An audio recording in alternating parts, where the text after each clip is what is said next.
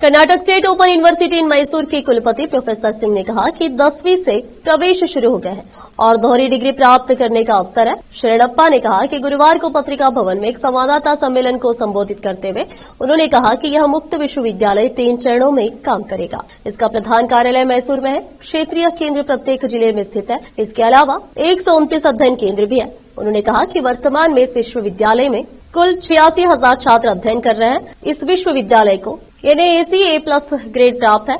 इसमें 69 पाठ्यक्रम है, जिनमें से 10 ऑनलाइन पाठ्यक्रम है।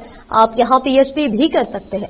विश्वविद्यालय के set net, UPSC, KPSC, SSC और बैंकिंग परीक्षाओं के लिए निःशुल्क कोचिंग प्रदान करता है। इसी प्रकार SC और उन्होंने कहा कि ST और OBC छात्रों के लिए छात्रवृत्ति की सुविधा होगी। BPL कार्ड धारक छात्राओं, ऑटो व टैक्सी चालकों के परिवारों के छात्रों, KSRTC कर्मचारियों, वर्तमान व पूर्व सैनिक छात्रों के लिए 10% ट्यूशन फीस माफ की जाएगी। उन्होंने बताया कि ट्रांसजेंडर छात्रों, दृष्टिबाधित छात्रों और कोविड से मरने वालों के बच्चों को मुफ्त शिक्षा प्रदान की जाएगी। इस विश्वविद्यालय से पढ़कर निकले छात्र अन्य राज्यों में जिला कलेक्टर के पद पर कार्यरत है। इसी प्रकार हमारे प्राथमिक विद्यालय के एक शिक्षक ने हमारे विश्वविद्यालय से स्नातक की उपाधि प्राप्त की है और वर्तमान में मैसूर में अतिरिक्त जिला कलेक्टर के रूप में कार्यरत है। कल्याण कर्नाटक में हमारे छात्र बहुत बुद्धिमान है, लेकिन हमें उन्हें प्रोत्साहित करने के लिए काम करने की जरूरत है। इसीलिए उन्होंने विद्यार्थियों से इस विश्वविद्यालय का लाभ उठाने की अपील की। इस अवसर पर कर्नाटक राज्य मुक्त विश्वविद्यालय के क्षेत्रीय निदेशक नागेश एम उपस्थित थे। कैमरामैन महेश टिके का कवरेज। ऐसे और भी अपडेट्स जानने के लिए लाइक, शेयर, सब्सक्राइब करना ना भूलें। राज्य मुक्त विश्वविद्यालयದ ಗೌರವಾನ್ವಿತ ಕುಲಪತಿಗಳಾದ ಪ್ರೊಫೆಸರ್ ಶರಣಬಸಪ್ಪ VLC ಸರ್ ಅವರು ಪತ್ರಿಕಾಗೋಷ್ಠಿಯನ್ನು ಉದ್ದೇಶಿಸಿ ಮಾತನಾಡಲು ಆಗಮಿಸಿದ್ದಕ್ಕಾಗಿ ಪ್ರಾದೇಶಿಕ ಕೇಂದ್ರ ಕರಾಮೂವಿ ಪ್ರಾದೇಶಿಕ ಕೇಂದ್ರ ಬೀದರ್ ವತಿಯಿಂದ ಸ್ವಾಗತ ಕೋರುತ್ತೇನೆ। ಮತ್ತೆ ಇಲ್ಲಿ ಪತ್ರಿಕಾ ವರ್ಗದವರು ಹಾಜರಾಗಿ ನಮ್ಮ ಧ್ಯೇಯವನ್ನು ಜನರಿಗೆ ತಲುಪಿಸುವ ನಿಟ್ಟಿನಲ್ಲಿ ಶ್ರಮಿಸುತ್ತಿರುವ ನಿಮಗೂ ಸಹ ಸ್ವಾಗತವನ್ನು ಕೋರುತ್ತೇನೆ।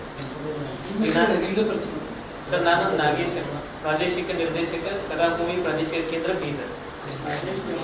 ನಾಗೇಶ್ ಎಂ, ಕರಾಮೂವಿ ಪ್ರಾದೇಶಿಕ ಕೇಂದ್ರ ಬೀದರ್। ಮಾಡುವ ಅಂದ್ರೆ ಈಗ ಏನ್ ಮಾಡಿದ್ದಾರೆ ಸರ್, ಅಲ್ಲಿ ನಮ್ಮ ಯುಜಿಸಿ ರೆಗ್ಯುಲೇಷನ್ ಚೇಂಜ್ ಮಾಡಿದ್ದೆ। ಇದು 2017ರಿಂದ ಚೇಂಜ್ ಆಗಿದೆ। ತಾವು ಹೇಳಿದಂಗ ಎಲ್ಲರಿಗೂ ಅಡ್ಮಿಷನ್ ಇತ್ತು ಏಜ್ ಮೇಲೆ। ಇವಾಗ ಏನ್ ಮಾಡಿದ್ದಾರೆ ಅಂದ್ರೆ ಯುಜಿಸಿದವರು ರೆಸ್ಟ್ರಿಕ್ಷನ್ ಮಾಡಿದ್ದಾರೆ। 10+2 ಆಗ್ಬೇಕು, ಹೈಯರ್ ಎಜುಕೇಶನ್ ಆಗ್ಬೇಕಾದ್ರೆ ಡೈರೆಕ್ಟ್ ಡಿಗ್ರಿ ಮಾಡಂಗಿಲ್ಲ।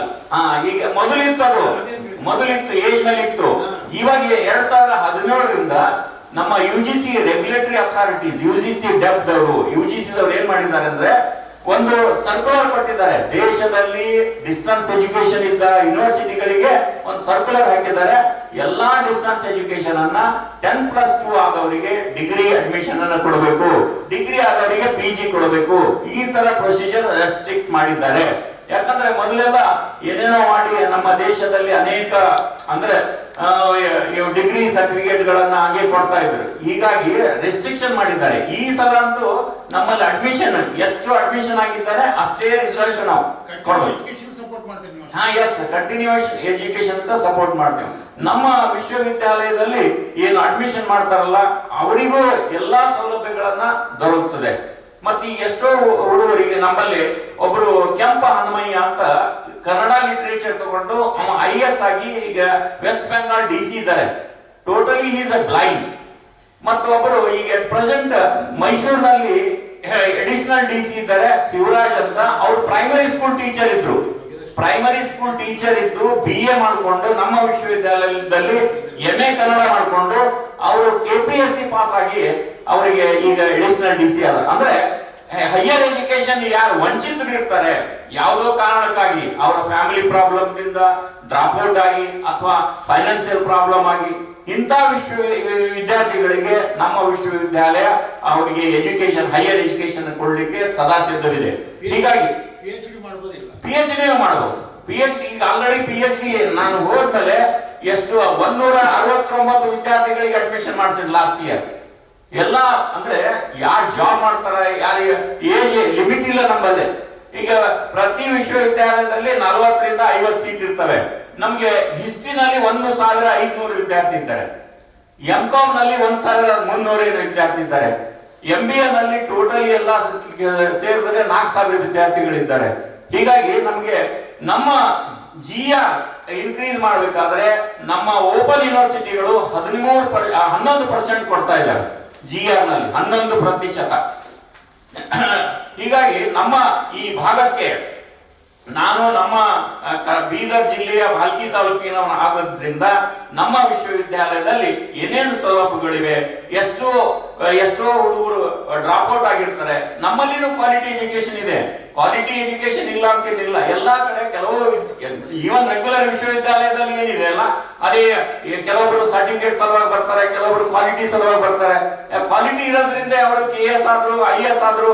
ಹೀಗಾಗಿ ಎಷ್ಟೋ ವಿದ್ಯಾರ್ಥಿಗಳು 2017ರಲ್ಲಿ ಪಾಸ್ ಆದಂತ PG ವಿದ್ಯಾರ್ಥಿಗಳು 30% ಜೂನಿಯರ್ ಕಾಲೇಜ್ ಲೆಕ್ಚರ್ ಆಗಿದ್ದಾರೆ ನಮ್ಮ ವಿಶ್ವವಿದ್ಯಾಲಯದಲ್ಲಿ.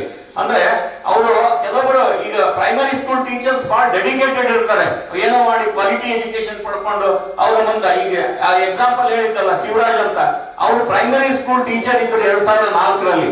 ಅವರು BA ಮಾಡ್ಕೊಂಡು ನಮ್ಮ ವಿಶ್ವವಿದ್ಯಾಲಯದಲ್ಲಿ MA ಮಾಡ್ಕೊಂಡು, ಕನ್ನಡ MA ಮಾಡ್ಕೊಂಡು KPSC ಪಾಸ್ ಆಗಿ ಈಗ ಅಡಿಷನಲ್ DC ಆಗಿ ಮೈಸೂರಿನಲ್ಲೇ ವರ್ಕ್ ಮಾಡ್ತಾ ಇದ್ದಾರೆ. ಹೀಗಾಗಿ ಅನೇಕ ಸೌಲಭ್ಯಗಳಿವೆ. ಮತ್ತು ನಮ್ಮಲ್ಲಿ ಫ್ರೀ ಎಜುಕೇಶನ್ ಕೆಲವರಿಗೆ ಬ್ಲೈಂಡ್ ಮತ್ತು ಟ್ರಾನ್ಸ್ಜೆಂಡರ್ಸ್